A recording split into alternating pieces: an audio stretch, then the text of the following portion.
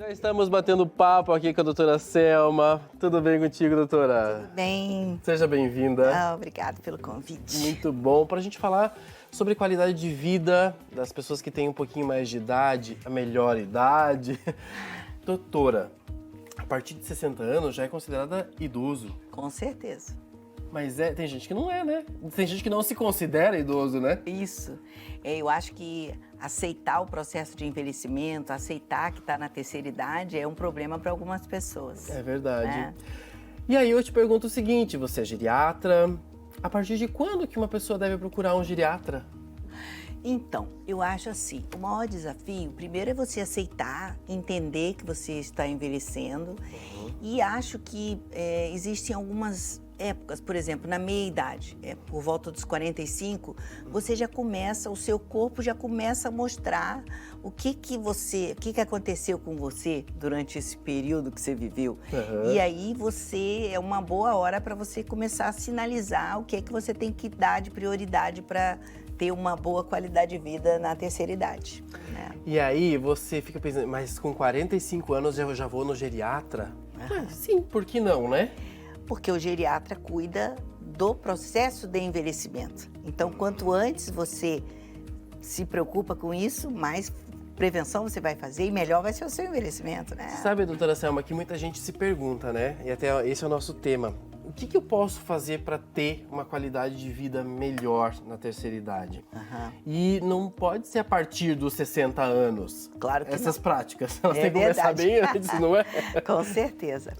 Eu acho assim, por volta dos 45, 50 anos, né, que você já sente mais os efeitos do envelhecimento, você tem que parar e começar a ver quais são os seus pontos fracos, né? Porque, em geral, a gente vai acumulando doença crônica conforme a gente vai envelhecendo. Então, um olhar para a sua genética, como que está a saúde do meu pai, da minha mãe, da minha avó, dos meus irmãos, né? O que está acontecendo com eles? Se olhar no espelho, ver o que está acontecendo, né? Procurar fazer os exames, né? Acompanhar esses exames. Por exemplo, você faz uma análise no cardiologista, faz todos os exames. E aí? É muito importante. E aí, na próxima que você vai fazer, o que mudou da última para essa? Tá tudo normal? O envelhecimento caminhou de uma maneira normal ou foi um pouco mais acelerado nessa parte? Porque eu vejo assim, nós vamos envelhecendo e vamos ficando cada vez mais diferentes uns dos outros. Porque tem o impacto da genética, mas tem o impacto também do nosso dia a dia, o que a gente faz, né? Então, a gente tem que entender que um é diferente do outro e que não existe uma receita de bolo para todo mundo, né? É a primeira coisa. Então, por exemplo, um idoso de 60 é totalmente diferente do idoso de 80, são outras prioridades. A parte da saúde mental também é uma coisa que a gente tem que olhar muito, porque tratar as doenças e ter um olhar ampliado para perceber o que você tem mais fragilidade, o que você tem mais tendência a desenvolver mais velho, é um bom início. Você sabe que eu estava vendo agora algumas imagens que a gente colocou no ar, de pessoas com mais idade fazendo exercício físico, no ar livre e tudo mais. Eu acho bonito a gente ver tudo isso, mas tem gente que não gosta de fazer esse tipo de atividade. Tem gente que prefere algo diferente. Ó, por exemplo, tem aquelas pessoas que têm 70 anos e têm essa disposição, mas tem aquelas pessoas com 65 anos que não têm essa disposição. Então, a gente precisa analisar também isso, não é? Com certeza. Hoje em dia existem muitos tipos de atividade que você pode fazer e com certeza a atividade física vai impactar no seu processo de envelhecimento, vai impactar na sua saúde, vai ter diferença se você faz ou não faz atividade física, no caso de você evoluir para um quadro da demência de Alzheimer, por exemplo. Então, existem muitos fatores positivos. Então, mas realmente você tem que achar uma coisa que você goste para que aquilo não seja um sacrifício. Por exemplo, as doenças que mais matam são as doenças cardiovasculares. Então, nós temos as doenças da circulação, né? Então, as atividades aeróbicas, tipo você fazer uma caminhada, você andar de bicicleta, você fazer uma hidroginástica, são muito boas para ajudar na evolução do envelhecimento da circulação, vamos dizer assim. Sim. A atividade aeróbica vai ajudar a remodelar a sua circulação, o seu coração. Isso vai ter um impacto positivo. Para que a gente consiga, por exemplo, diminuir os efeitos da idade, principalmente quando você vai ficando mais velho, vai passando dos 70, você tem que fazer atividade de força, fortalecimento muscular. Como você vai fazer, às vezes você não gosta, mas é um sacrifício que você faz, que você vai colher benefícios, né? Porque aí você vai melhorar a sua postura, você vai melhorar a sua respiração, você vai melhorar a sua oxigenação, você vai diminuir os efeitos da artrose, né?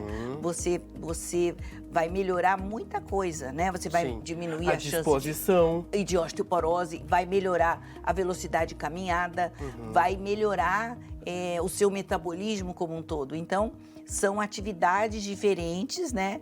E que as duas vão causar benefício. Mas se você consegue associar as duas coisas, melhor. Aquele idoso que fica muito sentado, deitado durante o dia...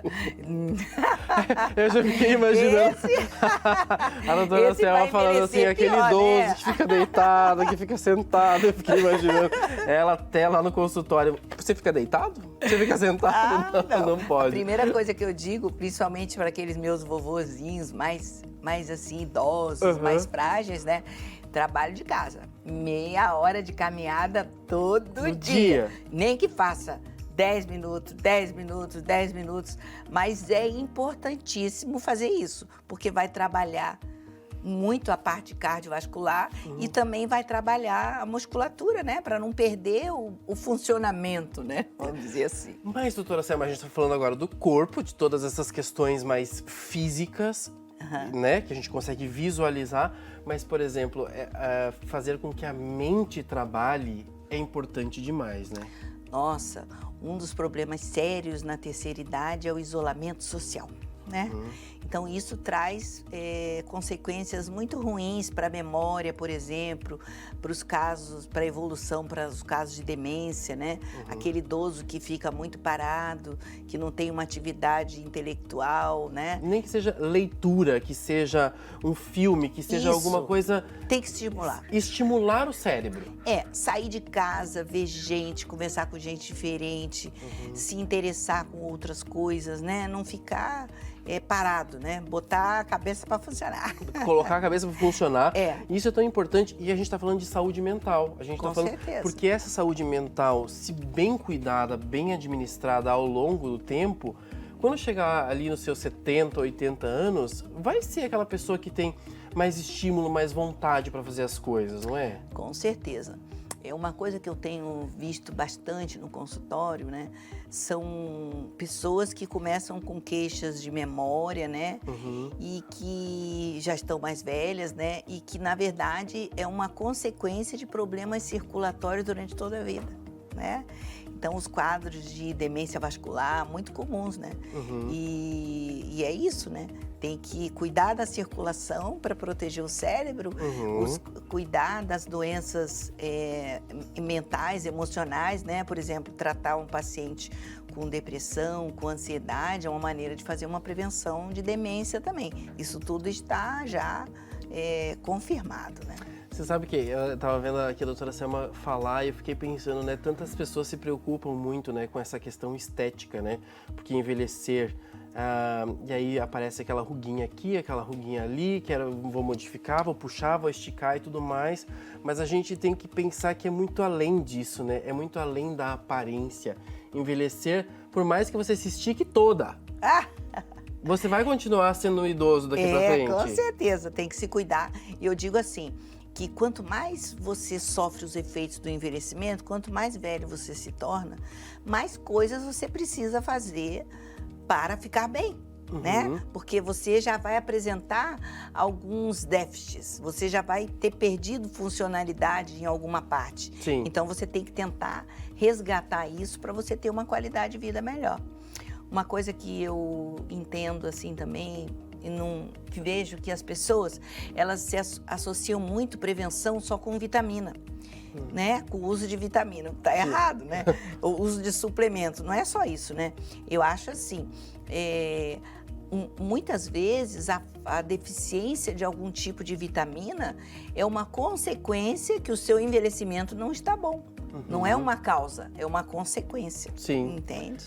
Olha, são dicas tão preciosas que a gente traz para vocês aqui no programa, para que você repense, né, na sua vida, o que você está fazendo exercício, está comendo bem, não está indo no médico, está acompanhando a sua saúde, está vendo isso, está participando com a família das suas atividades e tudo mais. Eu acho que são essas questões tão importantes que fazem toda a diferença. E eu queria agradecer demais, doutora Selma, pela presença aqui no programa hoje. Eu que agradeço. Eu acho que é tão importante falar sobre isso. Volte mais vezes por aqui. Ok.